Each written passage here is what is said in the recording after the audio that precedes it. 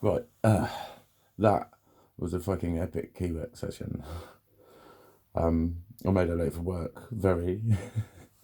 She discovered, like, when she was asking about what time to come, she was like, "Is 9:30 too early?" And I was like, "No." She said, "Oh, good, because then that way it's one of those where if she's doing her first client on the way to work, she doesn't need to go to the office and then come back out for 9:30, so she can leave a bit later." Don't mind that at all. If it helps you out, if it gives you a little blag. Um, so where was I going to fucking go after that? Why did I say that bit? Why did I say that bit? It doesn't really fucking matter. But anyway, she came, and that was it. That's why I made her late for work, because we're supposed to be an hour. It was supposed to be from 9:30 to 10:30, and she didn't leave until way gone 11. Way gone 11. Um, but there's a form that she's got to fill in, like, on my behalf, that it's difficult with me because I have very long answers to the questions. But we didn't really do any of that. But she did manage to get a lot of the key points of my life story out of me. And you have to be honest with people. Like when people say, "I hope you had a lovely Christmas. How was your Christmas?" A few people have messaged me that, and I'm just honest to say it was just fucking awful. I'm glad it's over. And you're not even allowed to say that when it's real. You get that. Oh, you can't just say, "Oh, I don't really do Christmas." Why don't you do Christmas? You've just asked me one of the most personal questions anyone can ask anyone. Seriously. Um, but anyway, that's why Christmas was shit. And I could see she was starting to get worried, sort of concerned. But then a lot of her questions, she was asking me a lot of stuff, and she'd make a fucking skillful counsellor because she got one hell of a lot of info again by not challenging it. That's what to do. Just accept it as a reality and try and imagine that happening to you and thinking that must feel awful. But she also said, "I have no idea. I know now that I have no idea how you feel. She said, I can see why you don't make sense to people," those kinds of things. It was off the back of, a video I want to make about a thing that keeps happening. Whereas, I'm often told I'm smashing it, and I just think, I know why. I know why you're saying that. You want to build me up. Self-confidence is the key, right? Show people all the things that you love and that are good about them, and get them thinking the positive and all that. But I have my key logic to contend with, and you are smashing it. It means you are currently doing fucking amazingly. And in my world, I'm crying a lot.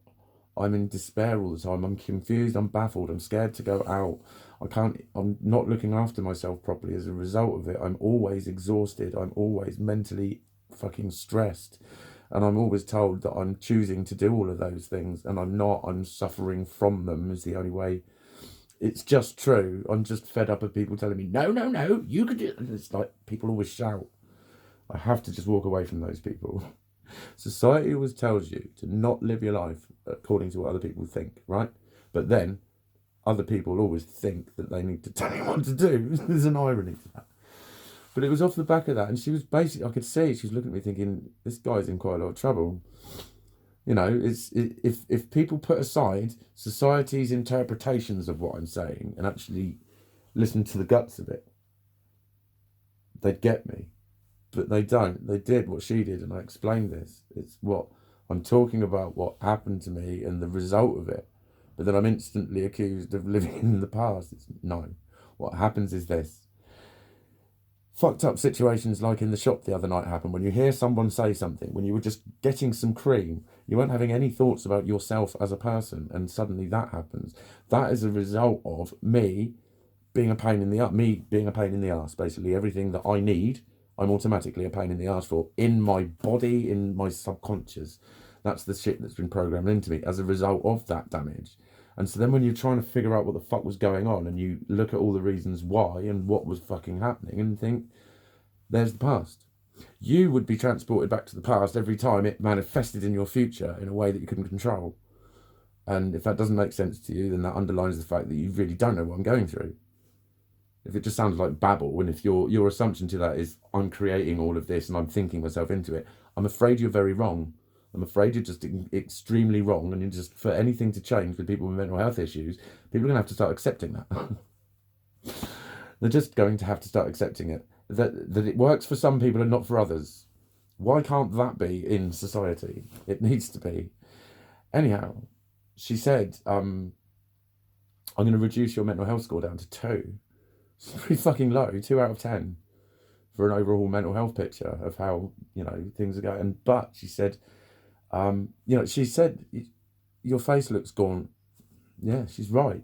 And again, that for someone oversensitive like me, it's like, I'm feeling ill, I know I've not been eating and not looking after myself. And as soon as someone says, you look like you've lost weight, what they basically say is, like, because all of my problems are always my fault, it's basically like they're saying, you're doing this again.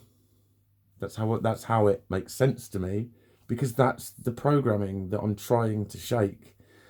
But it's me, but it's not me. That's just a summary of a lot of complex psychological fucking phenomena. Basically, it's me, but it's not me. I can't really start to describe it because I don't have enough psychological high level intelligentsia to rely upon. I've got a fucking massive feel for psychology.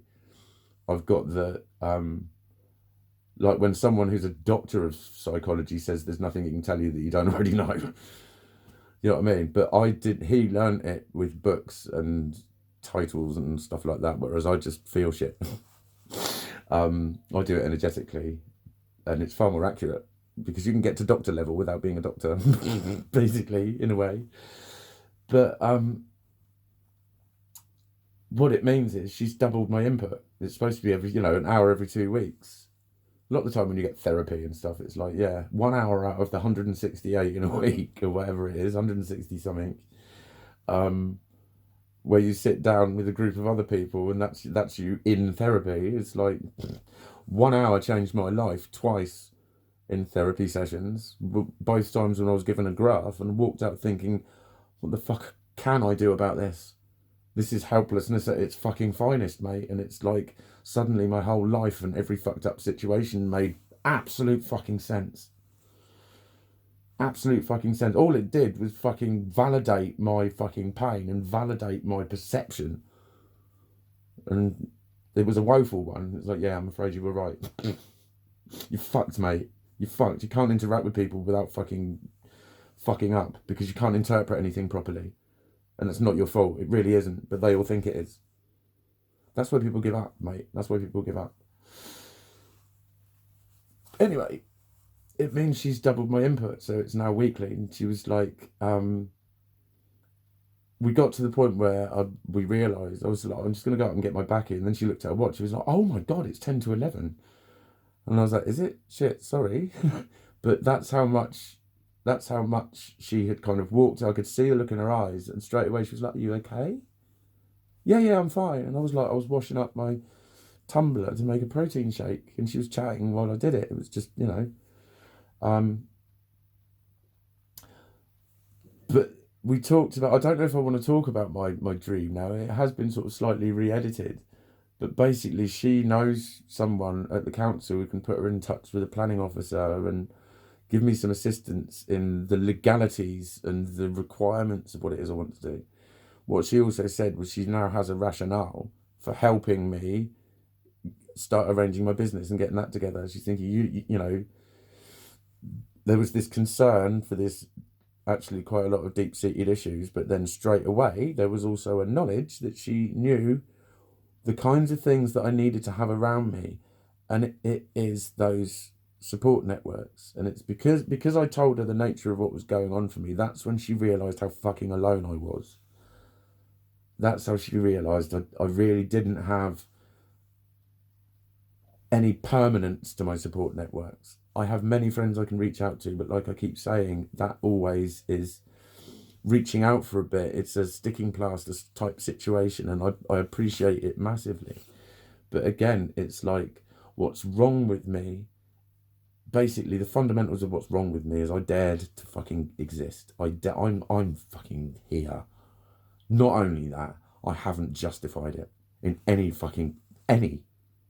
way that can be talked about and look good. Fucking dare I? That's what I'm fucking doing. That's why I need to suffer every time I prove that. And you feel that coming up. You feel that coming up. So it's made me more emotional. But that is, you know, she works in the field. She works with people like me all the time, and she is declaring me a 2 out of 10. So yet again, another big boot up the arse, but it brings benefits with it. It brings more help. She said, yeah, dentist as well. I mentioned my teeth. And she went, oh, yeah. I said, all I know is when I last said about my teeth, you went, yeah, I need to do that. And she's getting on with whatever she's going to do. And she was literally saying, do you want me to come with you? And stuff like that. And I just went, there's going to be about 7 appointments. I fucking guarantee it. There's going to be about 7 appointments. I need bridges, crowns, whatever they can do with what's fucking left up here. And that should really be sorted out. Most of that ugly bit and that bit. Those are the bits I care about. If that all looks nice, if that's in a state, people don't really see that. But my mouth is pretty fucking disgusting. And it makes me hate my face. There's another reason I hate my face. But, you know, there is a very big, like I've said before, psychological aspect to that. You know, when you hate smiling, and I know a lot of other people have been through it. And it's the sort of thing that you look at and go, oh, who cares? Da da da da da. I know I've looked at people with teeth missing and think it doesn't look bad on them though. It doesn't stand out. But then I know other people who've been fucked up psychologically over it. So I don't care if I'm fucked up psychologically over it. It's all of these things are giving her reasons to help me more. And it just makes me think, yeah, I'm not just going on about myself then, am I? Like, that lot keep fucking telling me. That lot keep telling me fucking all sorts of shit. And then tell me not to listen to people. You can't not listen to people. Your society is full of contradictions. Massive, massive contradictions that none of you can even fucking see half the time. And that's fucking one of them. People who truly believe you should not live your life listening to other people, but they really fucking need to tell you what to do. Totally contradict them, their own fucking massive core principle. Loads of people do that one. Anyway, I need to wind my neck in because it's over, 12 and a half.